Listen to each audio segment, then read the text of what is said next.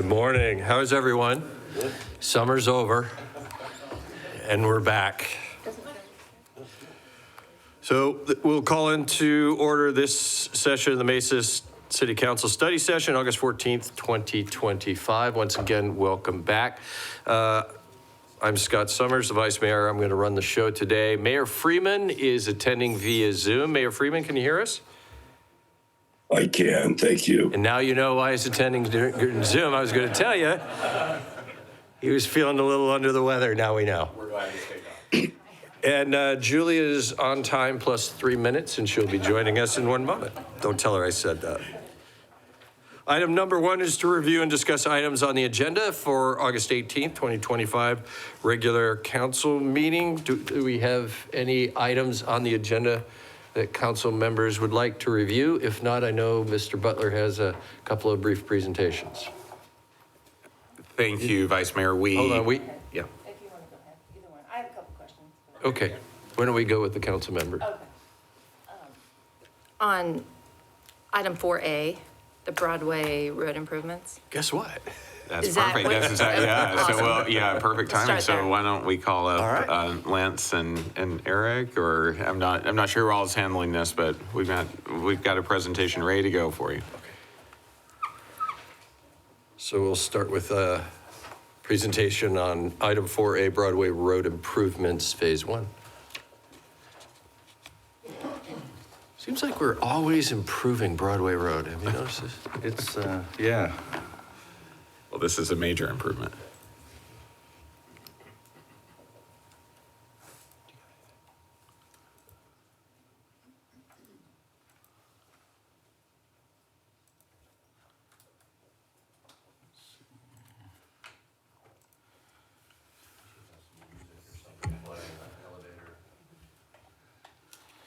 Good morning, Vice Mayor and Council. Here to talk about Broadway Road, Phase 1, Mesa Drive to Stapley Drive.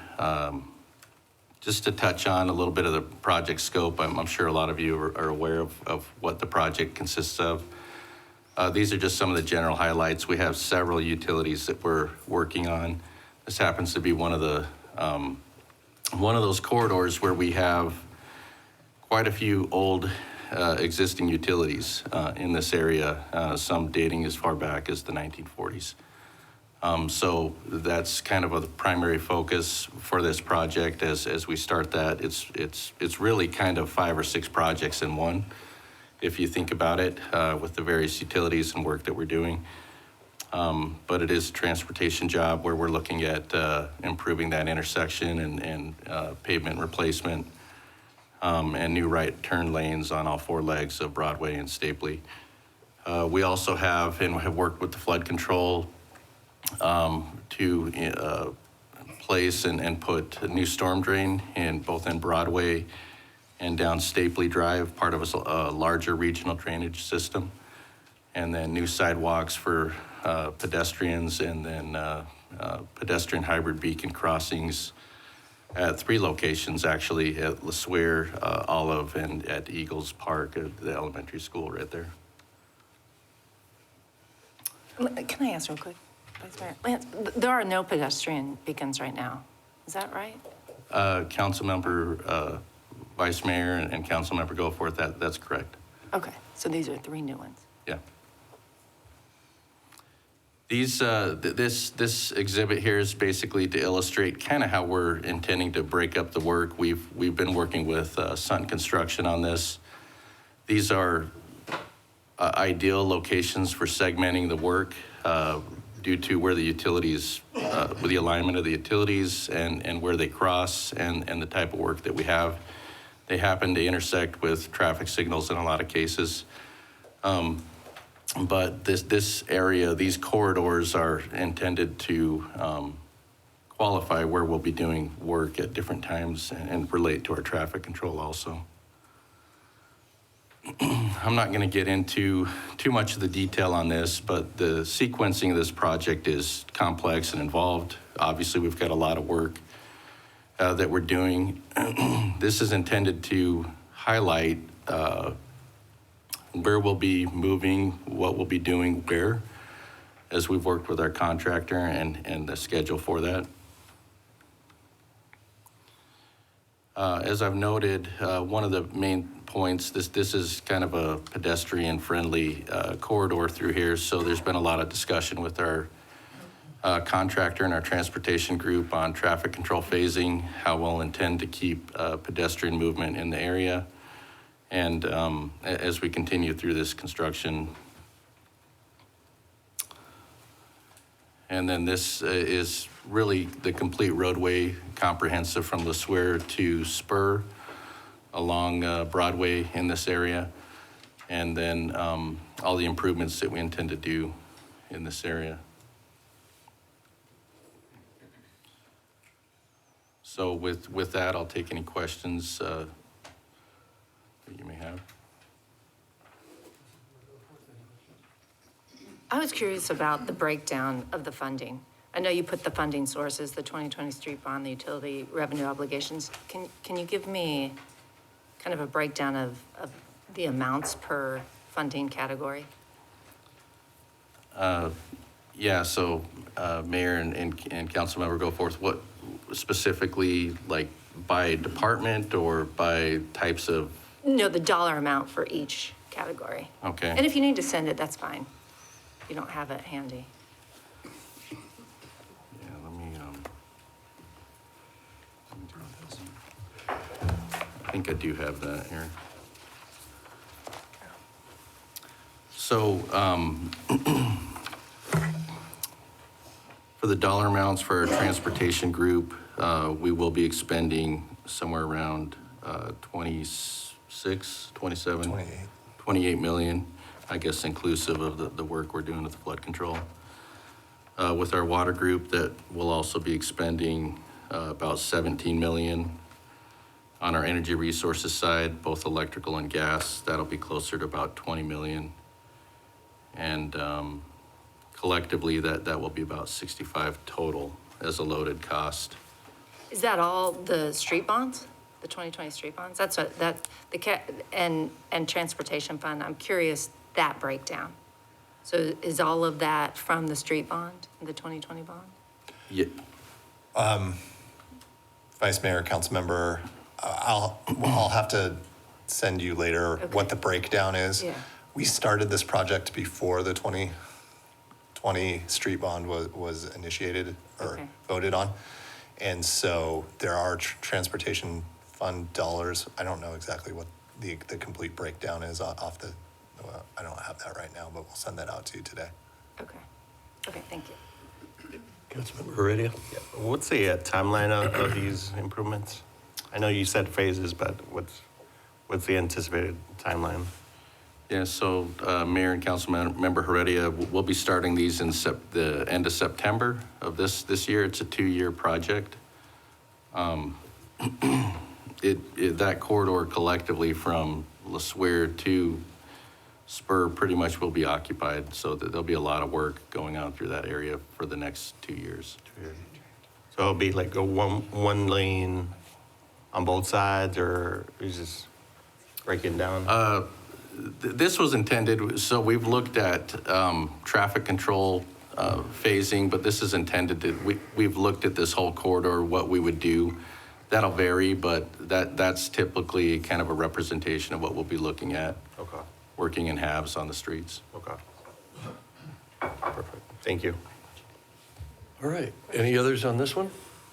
I assume that you coordinate with like Lowell Elementary is there so that they understand the construction timeline and determining safe routes to school, not only for traffic, but for pedestrians, because a lot of the kids walk to school there.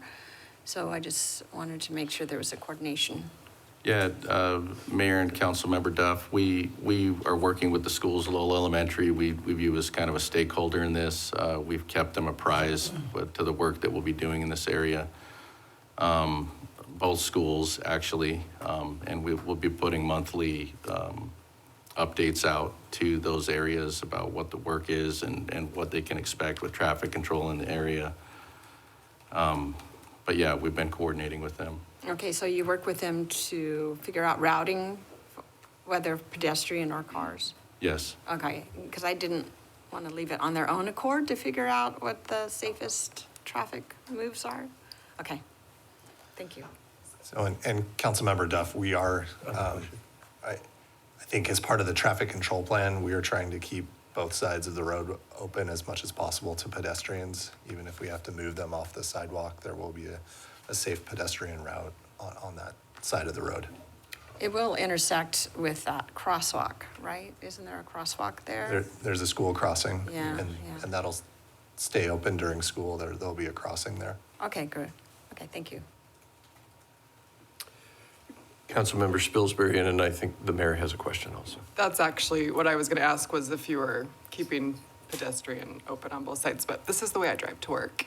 So I just drove there just now, running late, and it is very, very busy. It's like everyone walks to school right there. So you have, like, that would be my biggest concern, was that school crosswalk right there as well. And just knowing some of the construction issues we've had in my district, just the view of where cars are turning, and sometimes those barricades have blocked views. And so I would want to be extra careful with kids walking all over the place right here, that we make sure we're not blocking. I mean, this is all stuff you guys do, but just, yeah, reiterate what Jen was just saying, the safety here. Thanks.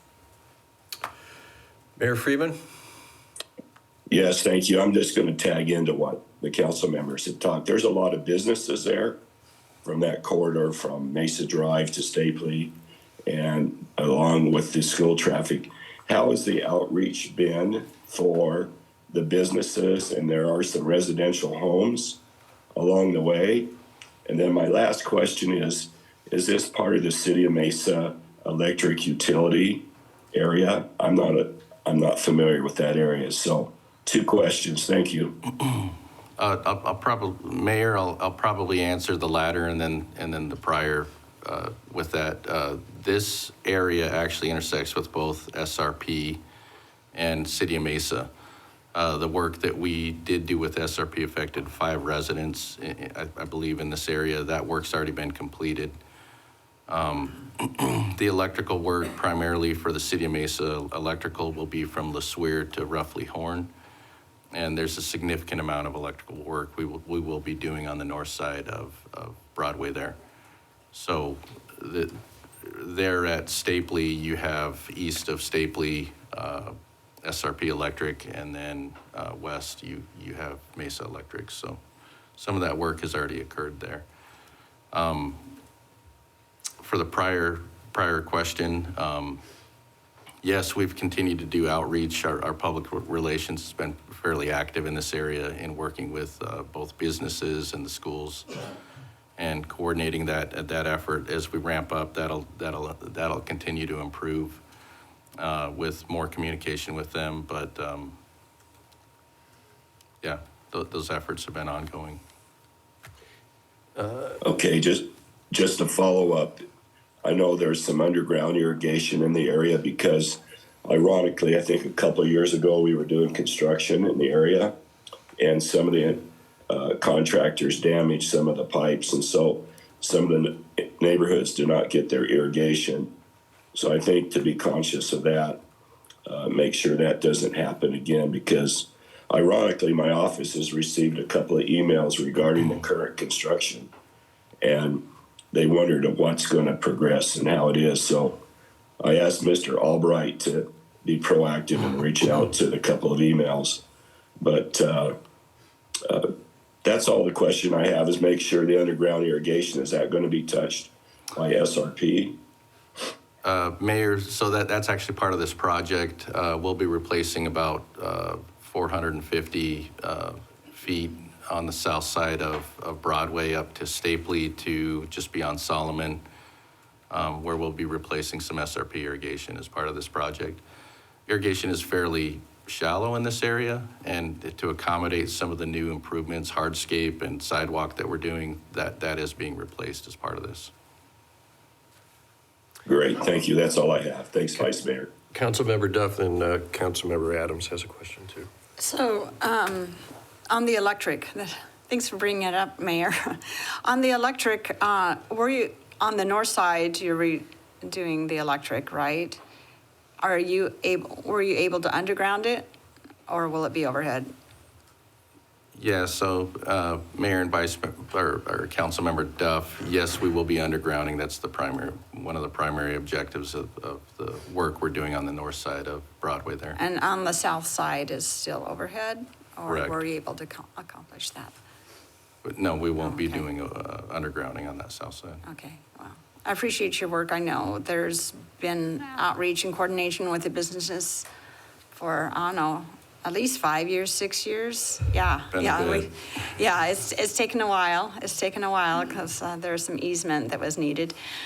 So thank you for all your work on that. I know Mr. Albright has worked very hard as well as the rest of the department. Thank you. Mr. Adams, sir. Thank you. I'd just like to echo the concerns that have already been voiced about the pedestrian and vehicular traffic around the schools. I'm just curious. I know some schools, particularly the younger grades, there's a lot of parental drop-off and pickup going on. Is that the case here? And if so, how do they now do that? Where do they drop the kids off? And do they use Broadway for that? Or how have we dealt with that? Or is that an issue with these schools? Go ahead and take that.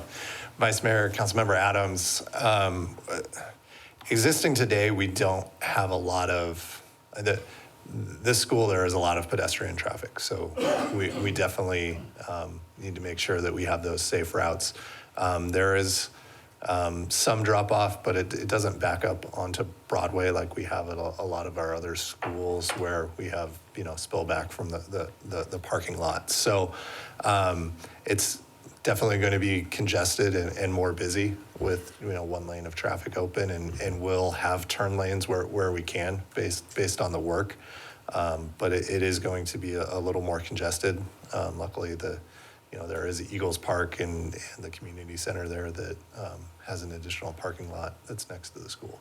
It sounds like you observed this a little to determine what it is. It's a tough job. It's I the beginning of understand. school season, so Yeah. we're recognizing a lot of what's happening around schools. Sure. So, Well, I yes. know safety will be at the top of your list, so thank you.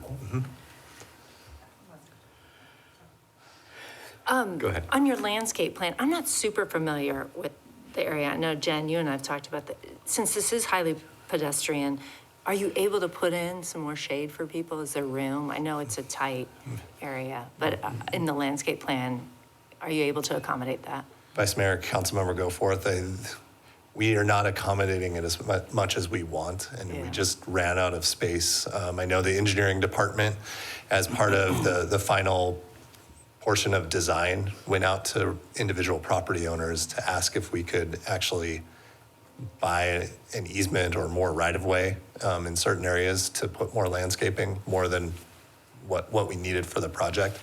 And most of those declined that option.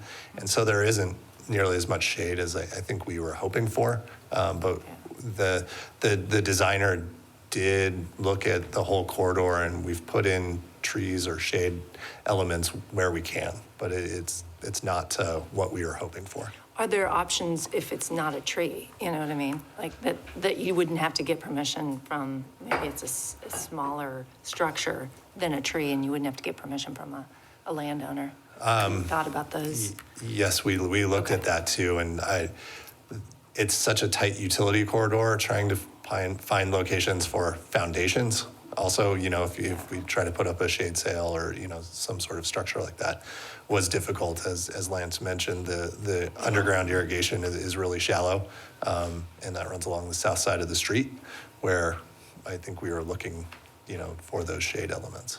Okay. Well, that's disappointing, but I understand. Yeah, thank you. Mayor. Okay, thank you, Councilmember Goforth. On shade, do we have bus routes in that area?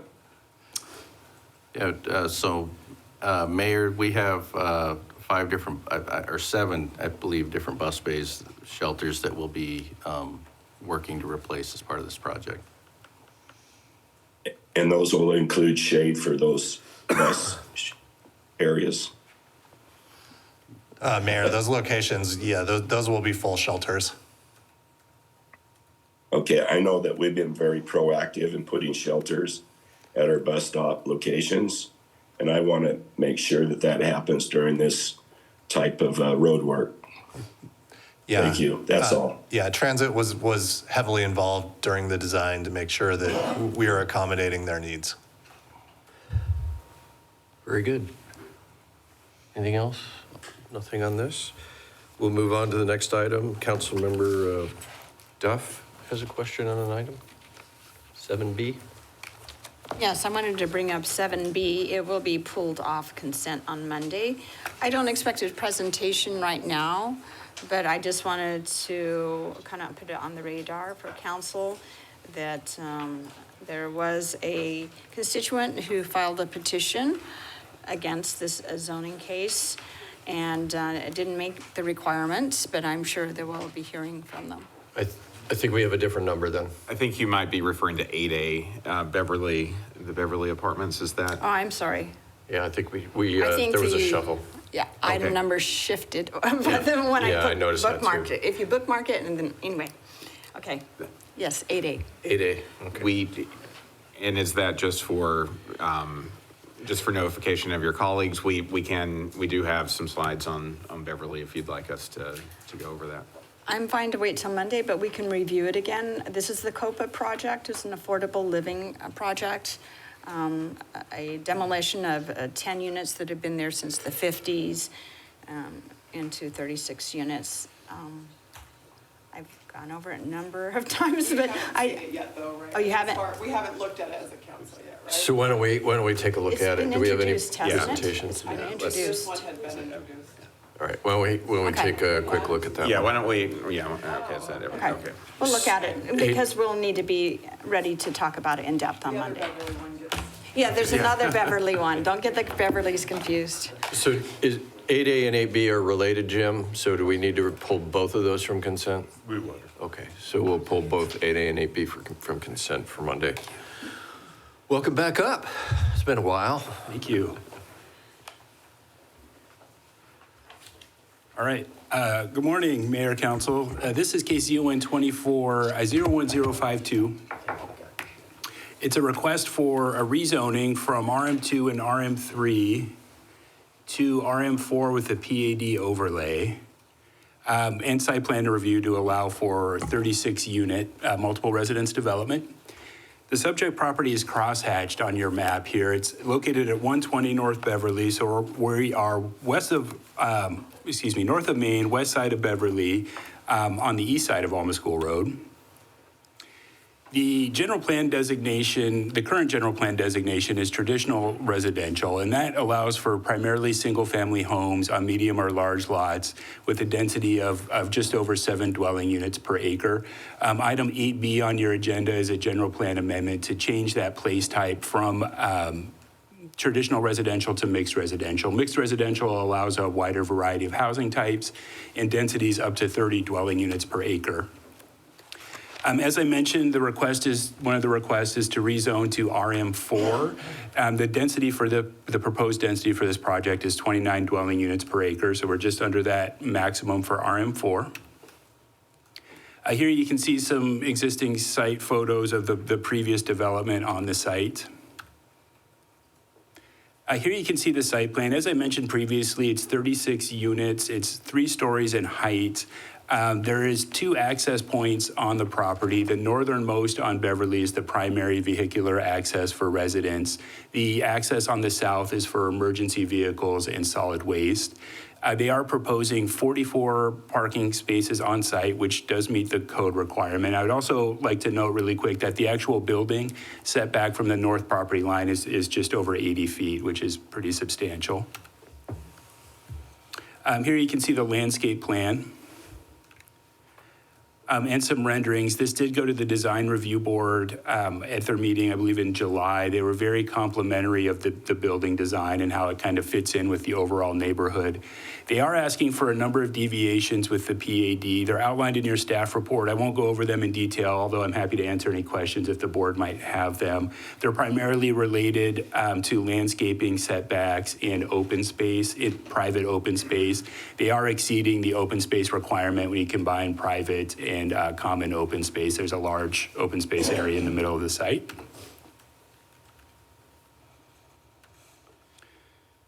There's been some extensive citizen participation as part of this process. They've held 2 neighborhood meetings on this for the property. They had 12 neighbors in attendance at the second neighborhood meeting.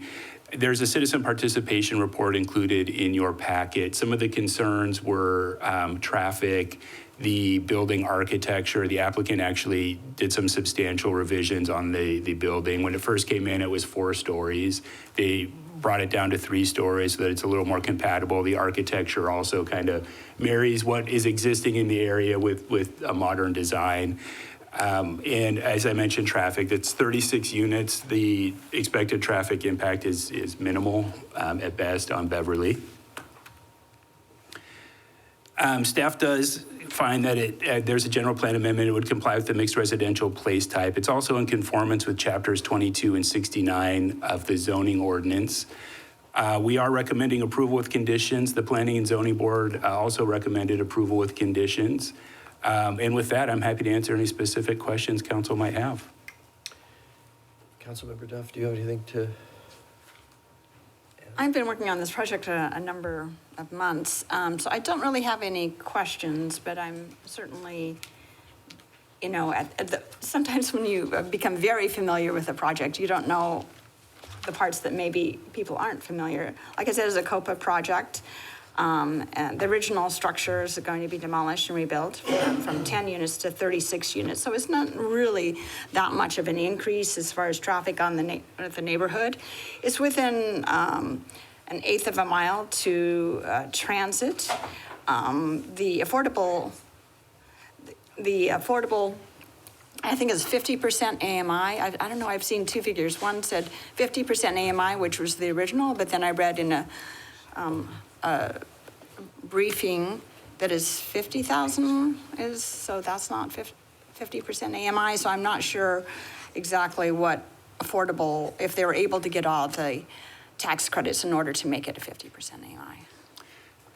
Thank you, Mayor, Councilmember Duff. I am not certain on the AMI percentage. I will be prepared to answer that question on Monday. I know the applicant will be here Monday as well to give you a little more information on the tax credits and how that end of it works. Right. I just wanted to point out, if it is the 50% AMI which they were shooting for originally and had been able to retain that, on our balanced housing plan, that is a category of extreme need. It's very, very difficult to get projects that are 50% AMI.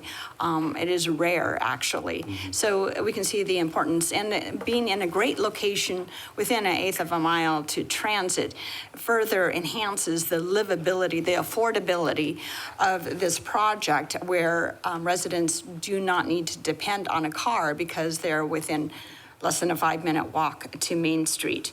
There is an 80-foot setback on the north boundary to the neighbors. They are neighboring up to townhomes, 2-story townhomes.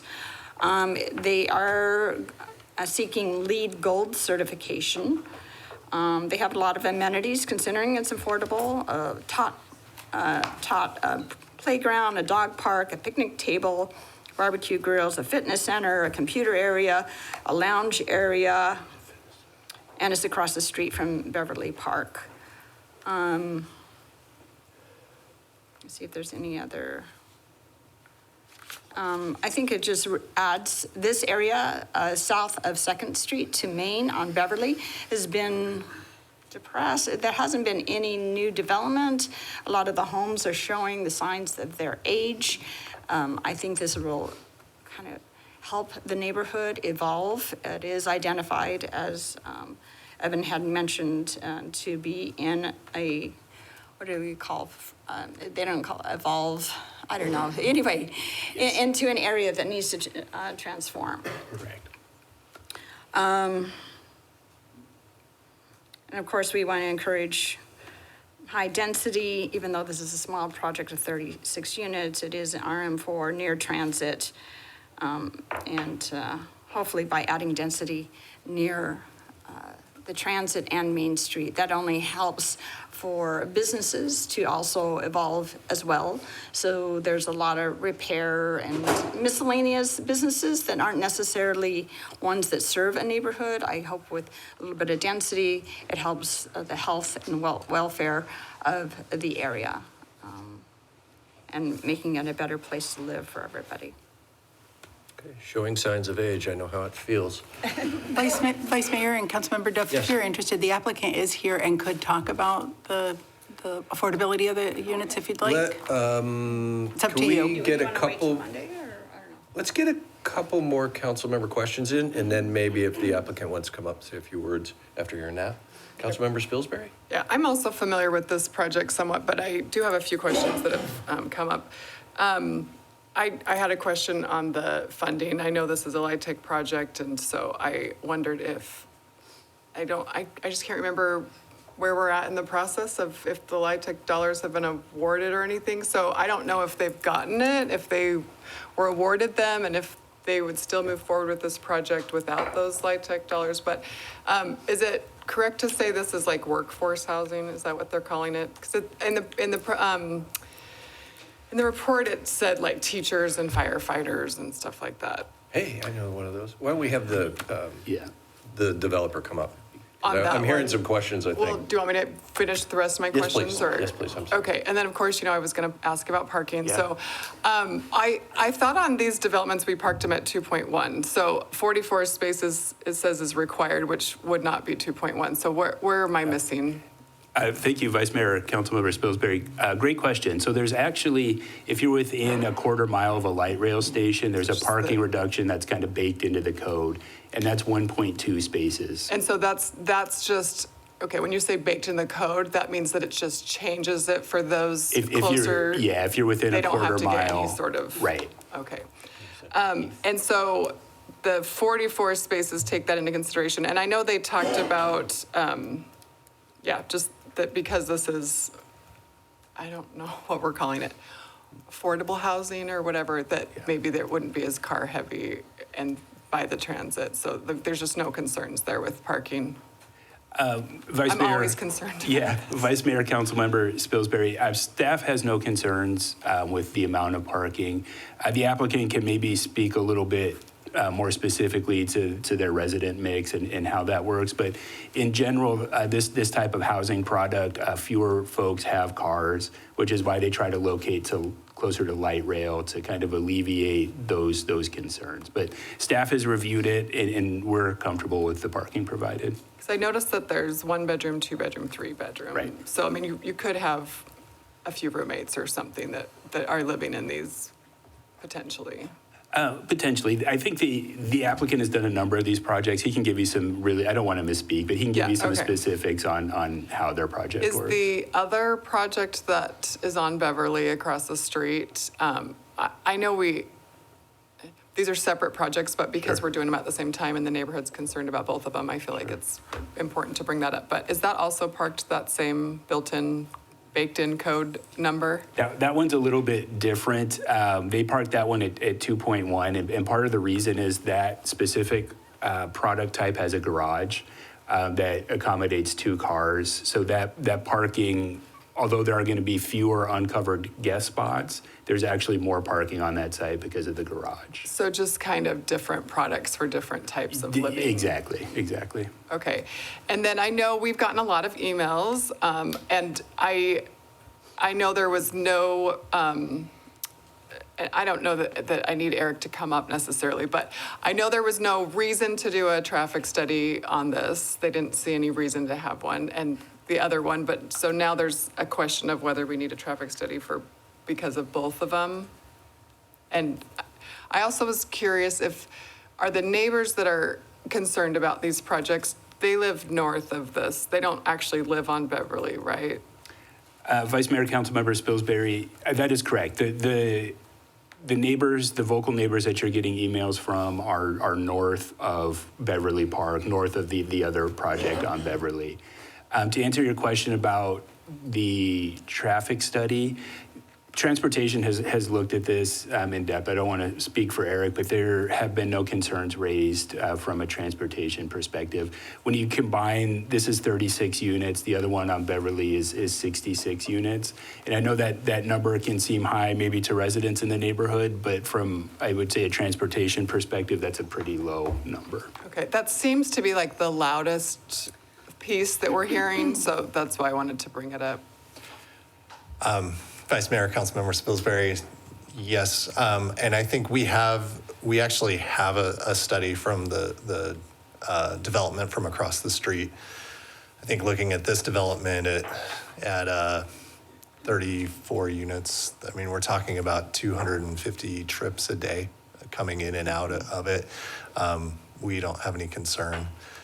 But we have been working with the neighborhood, talking about traffic calming with them, and also looking at some improvements at the intersection of Second and Beverly to hopefully calm traffic through the neighborhood there. So we'll be moving forward with some of those. We've been working with Councilmember Duff's office to discuss that with the neighborhood. And like the whole idea of a gate or blocking off Beverly, like those aren't feasible options, right? So the calming is the thing that we're thinking is going to help there to not make it be cars flying through the neighborhood. Vice Mayor, Councilmember Spilsbury, that is correct. I think just by trying to attempt to close the street, there are a lot of ramifications that don't necessarily surface really quickly when you're just saying, well, I don't want this traffic to go through. So we have not entertained closing the street because that would require some additional right-of-way take to create a cul-de-sac or turnaround. And so we're moving forward with the traffic calming and increasing pedestrian safety along Second and Beverly to help out with that. And did the neighbors seem amenable to the calming? I think they appreciate it. I think they're still pushing for more. Okay. Julie, I just wanted to add in a little bit that, we have two projects ongoing at the same time. Yes. And the majority of the pushback about traffic and such is on the other project because it Okay. is 66 units. This is a small number of units approved by itself. They did a traffic study, but adding, there was 10 units before, so adding 26 units that are affordable, which you encourage people, and I think it's in their lease, they only can have one space. And at 50% AMI, you have to do everything to try to reduce your cost, and being able to using public transit is a key part of how you live your life. So I just wanted to separate a lot of the pushback that's happening on the other project from this project. And so all those about the traffic calming, the numbers and stuff like that is primarily over on the other project because this project is so small. And in fact, some of the most vocal voices that we've heard from in this neighborhood are supportive of the COPA project because of its low impact and the being an affordable project, which we desperately need. There is opposition, of course, but the huge opposition is on the other side. Councilmember Heredia. My question on, wasn't there, maybe Evan, wasn't there a bill at the legislature that when you're near public transit, there's like half a mile where you can make these types of changes as far as zoning and parking, I think, and we made those changes last year, or maybe I'm confusing this with some of the changes around adding more density around light rail and public transportation. Right, so. Thank you, Councilmember Heredia, Vice Mayor Council. We are currently working through several pieces of legislation that will look at having future administrative approvals for projects like this. There is an adaptive reuse bill that we worked on last year. The difference with this project is they're actually requesting a rezoning as part of the project, so it's not necessarily eligible for those various tools that we have right now in the toolbox because it needs that rezoning from the city council. Okay, so the bill doesn't allow for that change on the zoning part yet, or is that? And I'll let Jim speak to this, but zoning is a legislative decision, so only council can change zoning. So we're trying to set up tools for when a project comes in, if they follow all of the rules per se that are in the code, they wouldn't have to go through council for those approvals. But right now, because it requires a rezoning, that is only an act that council can make. All right, Jim, do you have anything to add to that? No, that's accurate. Yeah, that's what I thought. thank you. Councilmember? Thank you. My observation has been that the amount of pushback emails is much less, at least what I've received. So I agree with Councilmember Duff's observation on that. I've seen maybe 25% of the opposition that I've received on the project across the street. So I just take note of that. But to me, the parking count on this project makes more sense to me, because if we're going to consider this to be a project taking advantage of and friendly to light rail and public transportation, then you should have less parking requirements. I mean, those things just make sense to me. I'm not going to comment on the other project right now because we're talking about it, but I don't see those as equal. So the parking number makes sense to me here. I am curious, though. I see we brought this and a bunch of other land into the city in 1948. I'm curious on the history. If you know, Mr. Balmer, was this an apartment building or what was it? What is that dead structure sitting there? Is that an old apartment building or what is that? Vice Mayor, Councilmember Adams said that's correct. Yes. Okay. I didn't know if it was a motel or what it was, but anytime I've ever seen it, it's been boarded up. Yeah. So, okay. So we had multifamily there in the past. Okay. And that's been there a long time. Okay. That's all I had on it. Thank you. I'll just add it's meconium brown in color, which is nasty. Anything else? I just had a question on the zoning. Can you remind me, so RM4 allows 30 units per acre. That's correct. What's RM2 allow? Vice Mayor, Councilmember Goforth, RM2 is 15 dwelling units per acre. And what about RM3? Ooh, put me on the spot. I believe that one is 20. Okay. Okay. And so right now, it's RM2 and RM3. Correct. It's there's two parcels, RM2 on the northern parcel, RM3 on the southern parcel. You can kind of see on the map here in the multiple residence districts are all orange, and it's a little difficult to make out the gradient on these, but it's actually surrounded by RM4. You might remember the Eden Village project that is directly west of this site that fronts Alma School. That's RM4. The parcels south of this are also RM4. So when we did our analysis, we felt that RM4, given the context of the area, was an appropriate zoning district. Yeah, I think it's important that there's not radical change, right? That it's kind of incremental. And I think on this side, we've done that. RS6 to RM3, that's kind of a jump. It seems more reasonable as far as increasing density to RM4. I guess this is a discussion for the other one, but to go from RS6, I guess, is on the east side as well. Yes, RS6 is north of the other project. To jump to RM4 that's a bigger leap, in my opinion. But that's sort of what I'm looking at. Are we gradually increasing the density so you're not radically changing the existing character of that neighborhood? And I think this one does a pretty good job with that RM3 in between. But anyway, I was just curious about the densities per the zoning districts. Thanks. Very good. So we do have the developer here. Are there any lingering questions you would care to have answered? You don't look like you want to come up here into the hot seat, so I'm just... waiting for you to give me the green light. We were talking about if it was 50% AMI. Yeah, 50% AMI. Would you mind addressing that question? That'd be great. Thank you. It's not that hot, don't worry about it. It's just mildly I don't know, some of those uncomfortable. traffic questions earlier on the project. Great. So, Vice Mayor, thank you so much, and happy to be here. So the answer to the question is that at current, the plan is for about a third to half to be at the 50% AMI and for the rest to be at 60% AMI. So it's all planned to be affordable. And so we are going for that. One of the other questions was, has funding been secured?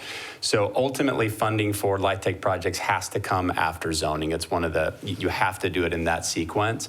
But we are pursuing with 4% LIHTC funding. There's a 9% and a 4%. 9% is more competitive, 4% is less competitive. So we're very confident that we'll be able to get the funding for the project. The only other thing I will answer, if the Vice Mayor will allow, was about the traffic study. So it's true that we did not originally do a traffic study because the traffic is just so small on this. However, we thought based on the discussion at the Planning Commission, where some estimates were giving out, what we thought were really high, because I think it was trying to be very, very cautious and very sort of estimates given. So we did do a traffic study on this and have that just sealed as of yesterday. And what we did was not only come up with the absolute numbers, but also the comparison numbers between what's allowed on the property today, or what was there previously, what was called the mark, versus what is there coming in today. So the delta is 86 new daily trips, 12 new AM peak, and 7 new PM peak. So if you take 86 and divide it over a 22-hour day, you're talking about one trip about every 20 minutes. So the impact on this project will be very, very minimal onto the Beverly. And we do understand that there's a project that may or may not be approved across the street, and we aren't really responsible for that. But really our project going from 12 units to 36 units, and we did have 10, Councilwoman apologize, in our materials, but it actually is 12. So it's a really minor increase, really 24 units is being added from a building that is beyond its useful life, and going into the 36. And so I'll pause with that before I get too deep. Councilmember? Rich? There we go. Thank you. I'm of the understanding that this is not the first project of this type that you've brought forth. Is that correct? As if it is, I'd like to be a little more familiar with your past projects that are similar. And that's just for my own education. Is that something that you could provide for me to review? Sure, we can certainly provide that. And I'm outside counsel for Copa Health, so they could certainly speak to that. It is not Copa Health's first project of this type. Okay. I will tell you that Copa also has other types of services they provide to individuals that are a little bit more involved in medical and intervention. This is not one of those types of projects, so this is truly workforce housing, which I think was asked earlier. It would be considered workforce housing. Okay, I'm not looking for a huge dump of information. I'd just like to familiarize myself a little bit more with what has already been brought forth that's been presumably successful. Right. Sure. Not a whole lot of information, just what they could provide. If I could see that before the council meeting, I'd appreciate it. Absolutely. Thank you. Okay, and I assume you're going to be there on Monday to answer any questions. Yes, sir. The mayor's not here today. He says he doesn't have any right now, but he may on Monday. So just so you know. Anything else for the better of this order? No? Okay, thank you so much. Mr. Butler, I think you have a brief presentation on item 5A, the development agreement. We do, Vice Mayor, so we'll just come forward and give council an update before they consider this development agreement for the East Market. I believe it's 5A. Yeah, 5A, yes, sir. We've had a shift in numbering. Yeah, they like doing that. East Market, what is it? I'm not familiar. Bring me up to speed. Is this one? Yep. Okay. Good morning, Jay. And who do we have? Good morning. Good morning, Mayor and Council. My name is Ashley Scott. I'm Management Assistant 2 for Development Services Department. And today I have with me Jay O'Donnell, the Economic Development Director. And today we're presenting the East Market Development Agreement. And we are seeking City Council's action on the development agreement on Monday, August 18th. And that is it. Good morning, Vice Mayor and Council. Nice to be back with you. Hope you all had nice breaks. Welcome back. We are talking about Eastmark today, and East Market specifically, but just to reorient you on what specifically we're talking about, I'm sure you're very familiar with Eastmark, but just in case, Eastmark is in Southeast Mesa in District 6. Eastmark is a 3,200 acre master plan community, a very large master plan community, and it is mixed use. It has a number of different neighborhood types, product types for housing, as well as parks and high quality mixed use areas. We have been working on this particular piece of property for quite some time now. And on the map, you can see the scale of Eastmark. I just wanted to point out that there are existing businesses in Eastmark as well, schools and businesses, but we are talking about specifically the corner of Ellsworth and Ray Road, the northeast corner. So the development agreement that we're working on now is for the proposed East Market, 6.6 acres that Brookfield currently owns. The developer that we're working with is Common Bond. And to just kind of familiarize yourselves with Common Bond, they have done projects in the Valley as well as Tucson.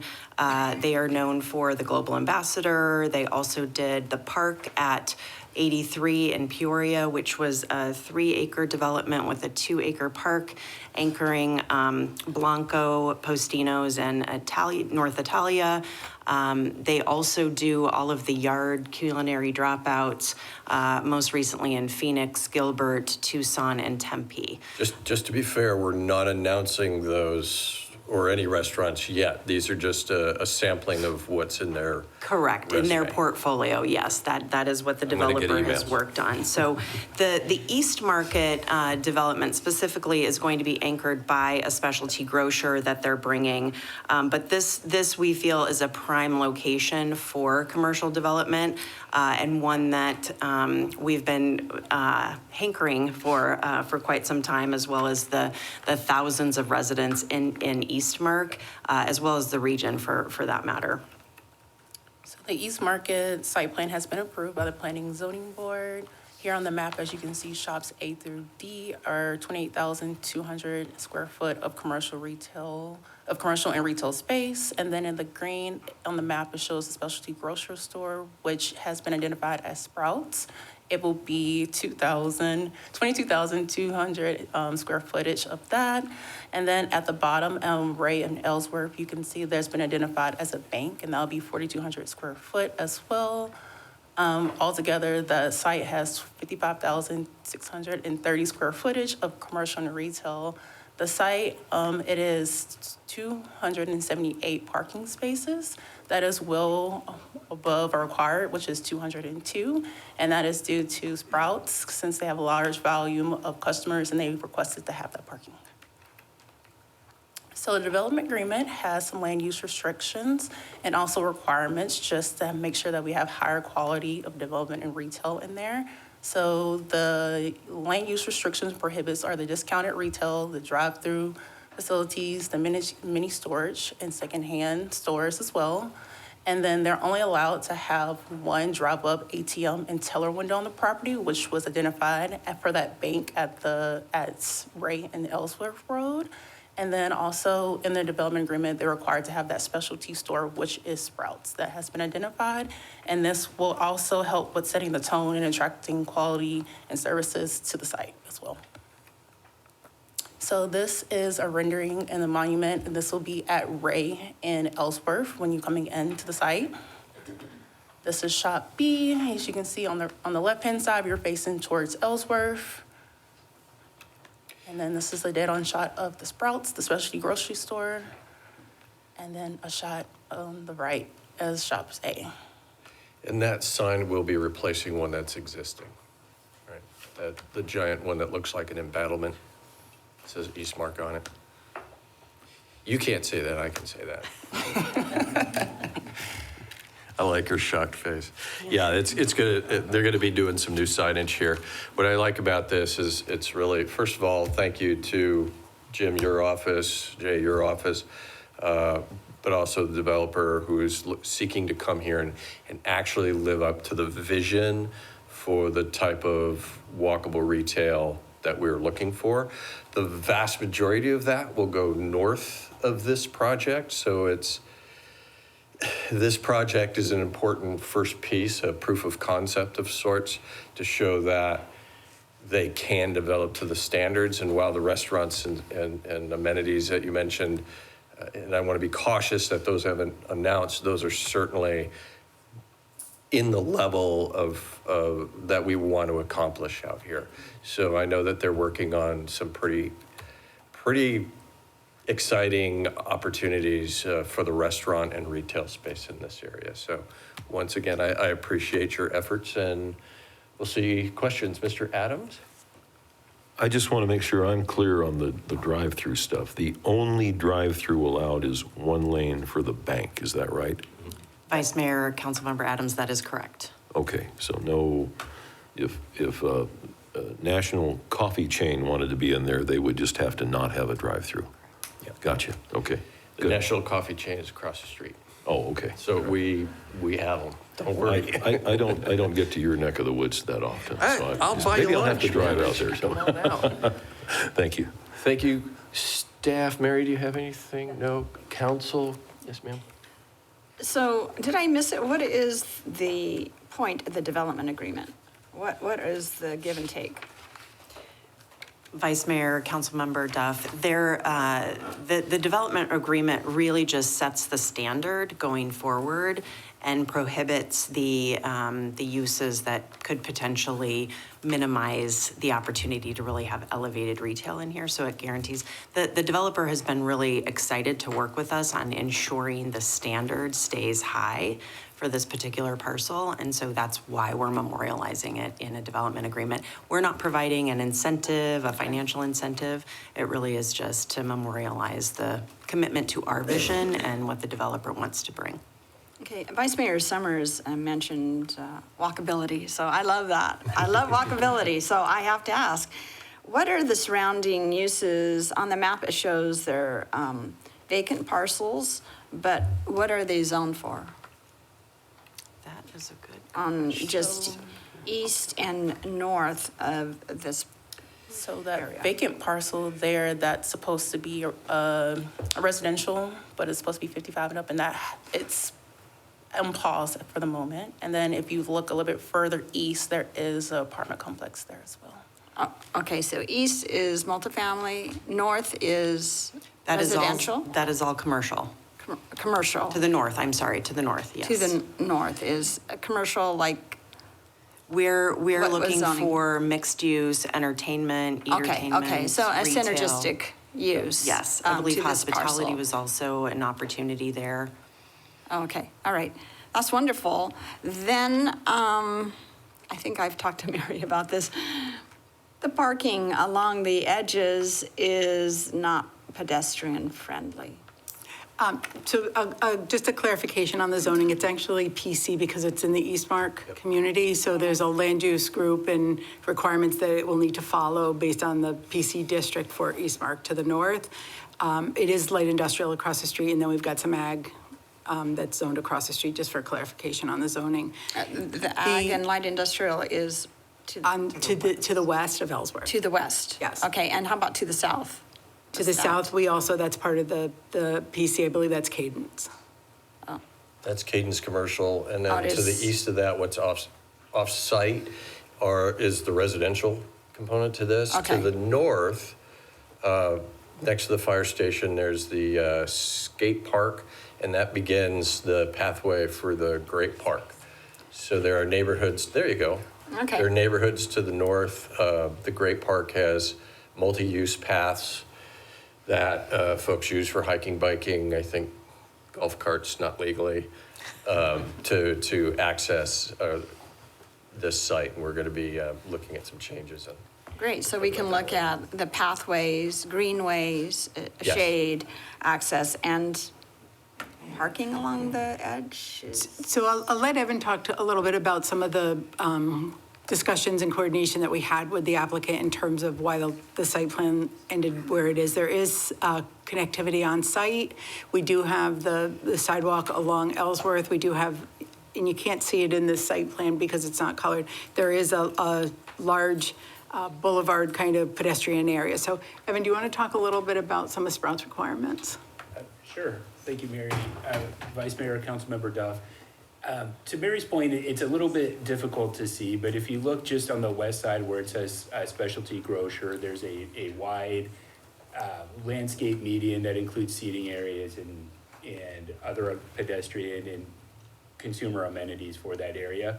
But when you start to look to the north, as Vice Mayor Summers mentioned, that is identified as a commercial area. So we're trying to kind of funnel people north. So you'll see the pedestrian connections within this specific site that start to lead people north to the other site. Another thing that I would like to mention is there was a condition of approval on the site plan for this zoning case. So if you think about the project to the east, that's most likely going to be residential for an enhanced pedestrian connection across Bradley, which is the street on the east of this. So that we'll have a good way to funnel folks from the residential to the east into this development and then north to any future commercial development. And is there crosswalks here along the Serenity Avenue? Is there, and that driveway that's kind of halfway? Vice Mayor, Councilmember Duff. So the crosswalks, right now, that could be a thing that we take another look at when the project to the north develops, but it's set up. You'll see a pedestrian connection on the east side of that access on Serenity. So the only site plan that we have currently is the one that's on the screen. So we've tried to set this one up in a way that it can tie into the one on the north when that site plan is eventually submitted. Yeah, because just knowing people, they're not going to walk to Ellsworth, which is a major arterial to access these. They will jaywalk. So the conversations we've had with the developer, and what makes this a little hard to wrap one's head around is because it's just one small piece of the entire development, which is the mixed use residential retail.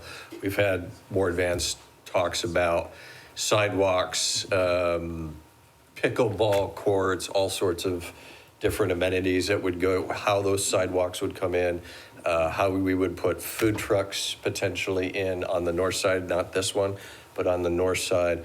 The problem is that that's the next phase, and a lot of these questions are related to that phase, even though they are also related to this. So this is a conversation we need to continue to have, and I'm glad it was brought up because you can hear my voice in some of what the council member is asking about.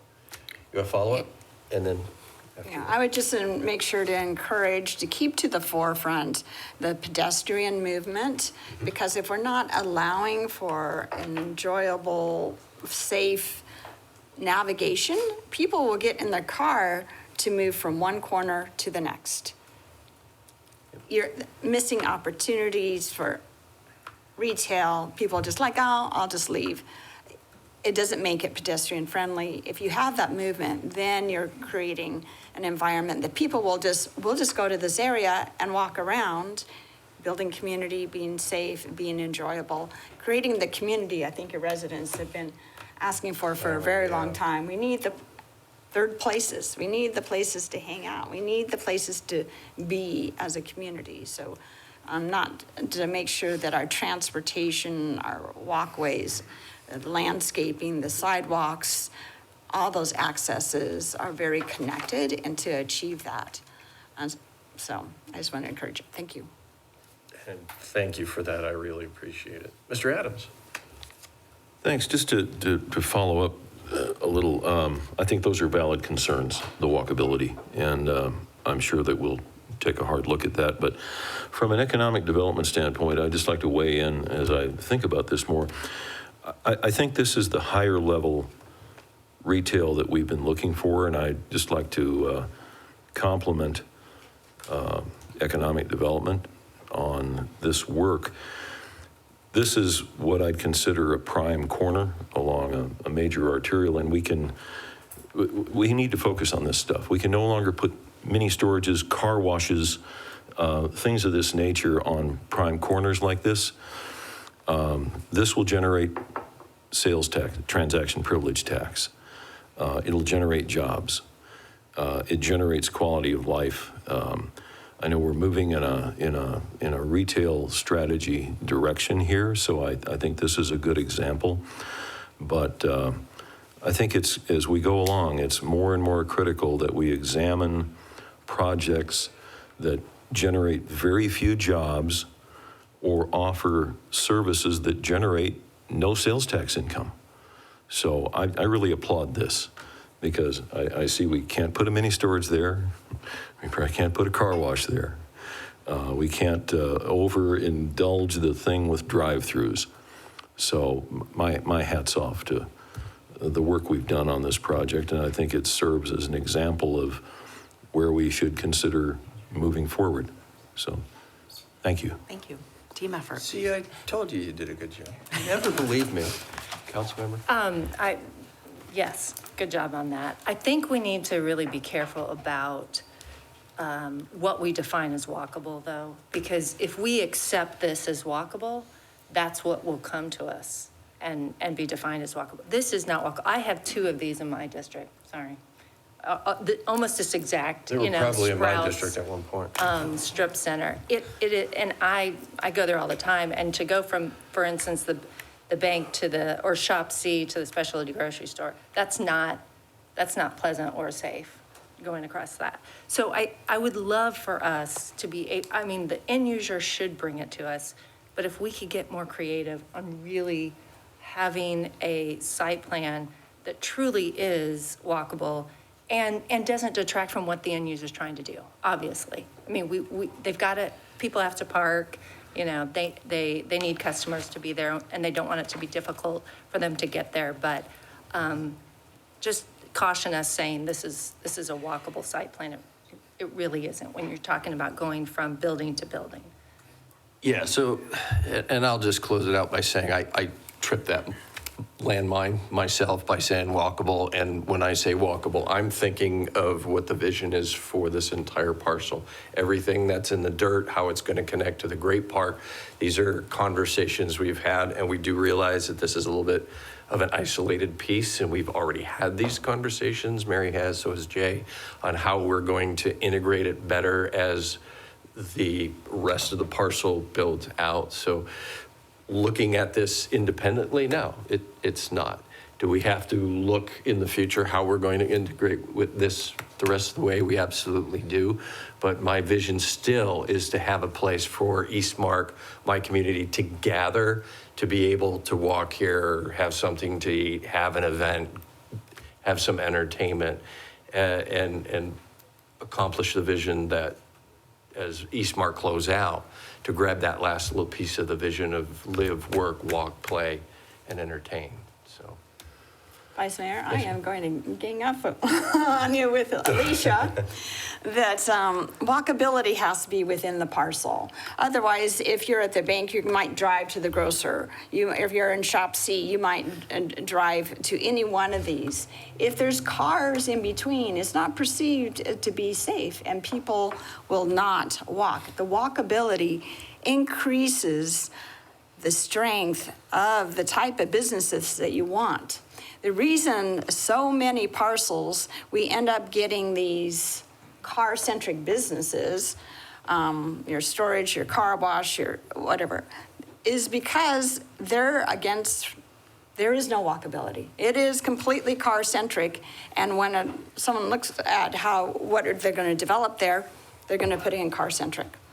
So we have to look at the structure of the connections within the parcel and to other ones as setting the table, and then everything else will work. But if you don't set the table, things will be strained and not maximize where you want to go as far as the strength of the retail, of having the restaurants and the retail that support what people are demanding. It has to be there, and it defines what is attracted to there. So we don't say this has to be there, and then we don't make it walkable. If we make it walkable, they will line up and say, how can I be part of this? Right, and that's why this development agreement is so important, because to have more drive-throughs in this area it will completely ruin any future walkability to this parcel. It'll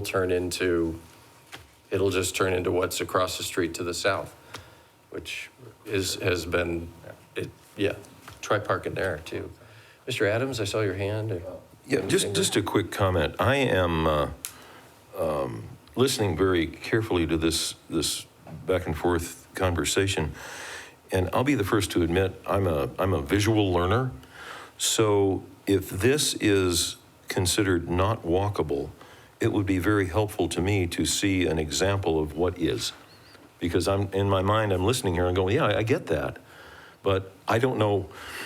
And I'm not an architect, but I don't know how I would redesign this, what we're looking at, to be more in conformance with what my colleagues are talking about. So it doesn't have to be on this one, but at some point in time, just for my own education, I'd like to see what it is that this doesn't have that we are saying we should have. So I can't quite picture that in my mind. I'm not opposed, but Yeah, I think Alicia and I would love to take you to lunch. yeah, I think what might also help is to I'm not share. a Tempe guy.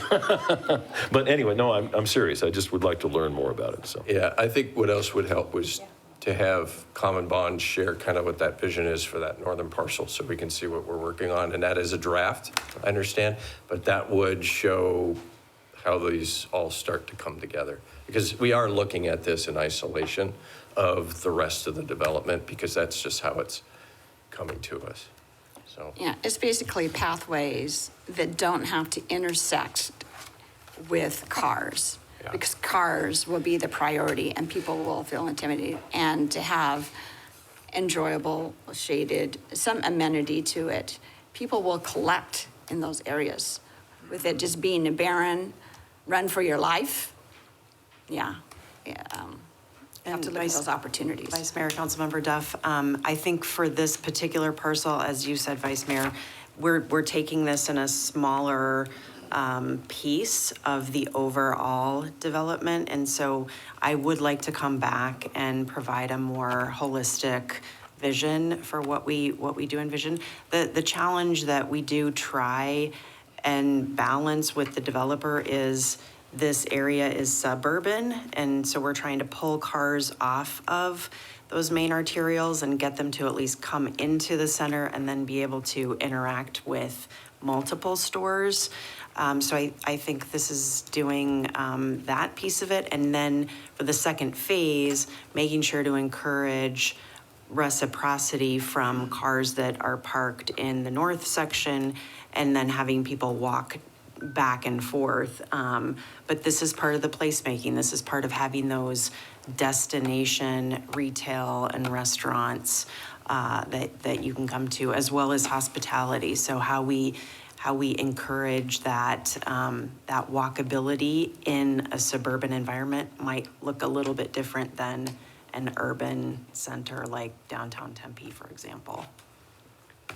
yeah, and I think we also have to remember that there's a certain level of zoning rights, and I think we fought an uphill battle and won in a lot of places with our staff to create something better than what might have been allowed otherwise, because we've seen this plan go awry not too far away from here.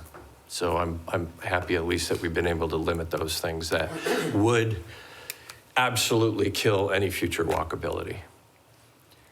I was just going to invite Rich, you can come to my district, and in Shop C, there's a Goldwater. And when you have a drink and you want some food to go with it, because it doesn't offer food, and you walk over to the Sprouts, that's a harrowing thing to do. Exactly, you walk across this parking lot, there's no crosswalks over the main drag, you're walking through the parking lot. So You're you can referring to come, yeah, this place site where plan. the In-N-Out is? Yes, See, my perspective is a little different. Doesn't bother me to walk across the parking lot. yeah. Never has.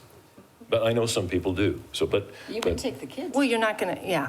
You put Sorry? them in the car. If you have kids with you, put them in the car and drive across. well, I admit it, they haven't had young ones in a long time. Vice Mayor, could I just kind of clarify a couple of things? If you look at the Sprouts, there is actually a very wide pedestrian path that is coming down to Ellsworth. It doesn't show in this plan, unfortunately, so you can't see there are trees in there. It is a shaded walkway. So from the main entrance to Shout all the way down to Ellsworth. That's intended then to connect to the sidewalk on Ellsworth so people could safely walk if they don't want to walk through the parking lot to Shop C and to the bank. There's also connectivity all the way around the grocery Shops A. Those are intended to be sitting areas for restaurants. So people are sitting outside at Shops A and able to walk around that entire building and that development. And then there is that connection that Evan mentioned for the connectivity to the apartments that are being proposed on the other side of Bradley, so that those people will have connectivity up near, I think it's Shops B, my eyes are not working very well, Pad B. So there will be that connectivity bringing those people across the street so they can come and connect directly to the sidewalk that then wraps that building where the specialty grocer is. So we did try to look at the north-south and the east-west connections for those uses, and then the future use up to that parcel to the north as we went through the site plan approval. Okay. Mayor, do you have anything?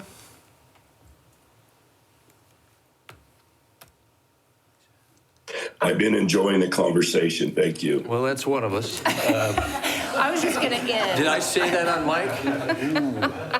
I was going to end with something positive, which is thank you, Mary. It has gotten better, absolutely. But I think, as you can tell, there's still some work to do, and I think we're going to get there. We've made a big stride in the last couple of years, and we're going to get there. So this is better, but let's keep pushing. I wasn't going to chime in, but can I just really quick? I mean, of course I can. Yes, ma'am. I mean, to me, if you just moved the Shop C over closer to the other stuff, then there you go. And you leave the bank separate, because maybe the bank is like the middle of the day, run to the bank in your car. I don't know, do people still go to banks? But just like if that one shop area is the only one that's kind of separate from everything else. So to me, it would be a very easy fix to move the Shop C closer, leave all the parking to the outside, and then you have more of your walkability. So like, I don't think there would need to be a whole reimagining of the site to make it more walkable. Unless you're wanting to like hit Sprouts and the bank, you're not going to walk across the whole parking lot necessarily. But other than that, I don't know. You're done with this conversation. But No, I'm smiling. But to me, it just wouldn't be a hard fix to make this like look a lot more walkable with those Shop C pushed closer to the rest. It's like a choir, actually. You need businesses along the street for activation, and it's much more inviting when you see a business versus cars. Yeah. But that's one way to make it more walkable. Like when I think of a very prominent newer development in Gilbert, there's like one thing on the corner, and then it's all parking, and then everything else is in the inside where you can walk around away from the cars. So it's an idea. I think you ought to take Common Bond and walk them through all the council officers. They need to hear it.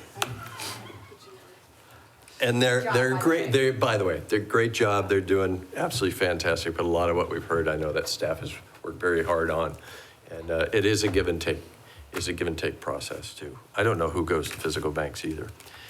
My wife, I suppose. I'll just bring her up. Okay. Anything else? Do we want to beat this horse some more? We're good. All right. Thank you. With that, are there any other items that the city manager would like to bring our attention to on the agenda for Monday?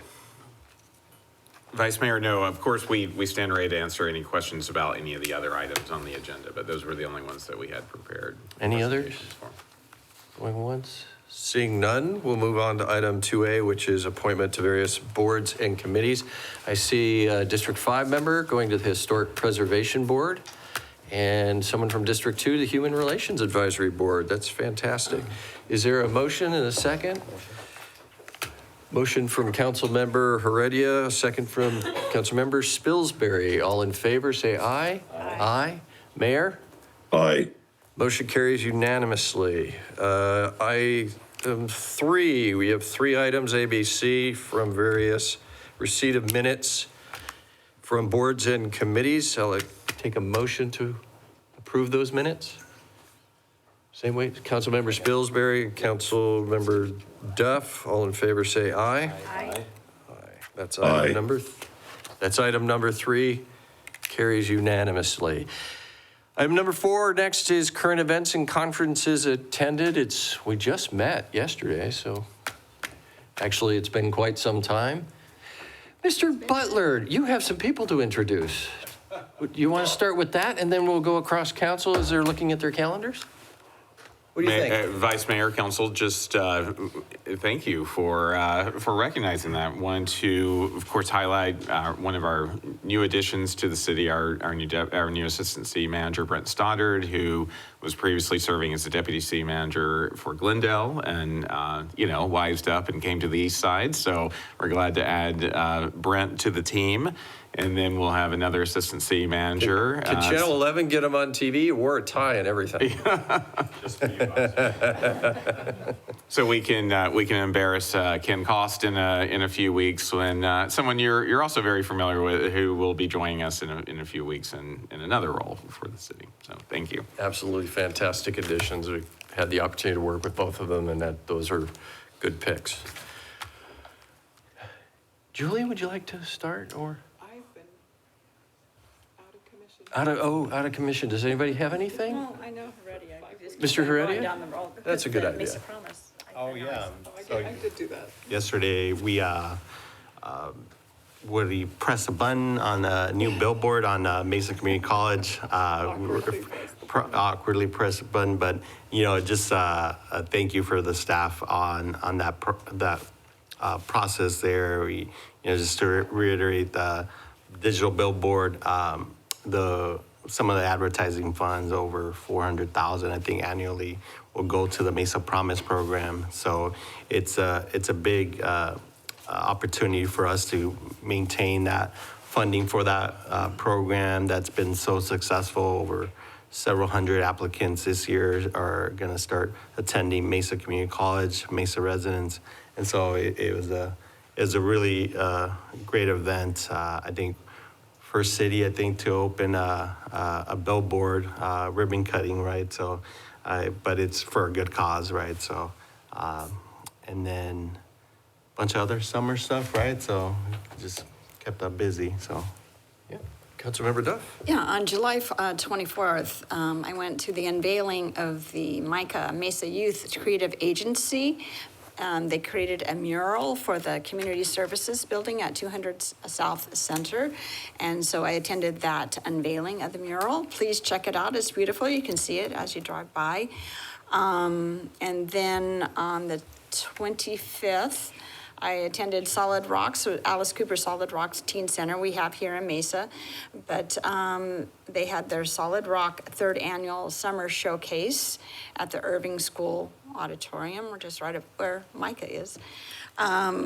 Auditorium, and they just had the talents of the youth in performing arts, like, their bands, dance, and many things, and very talented youth. And I appreciate the work that they do for free for these teenagers.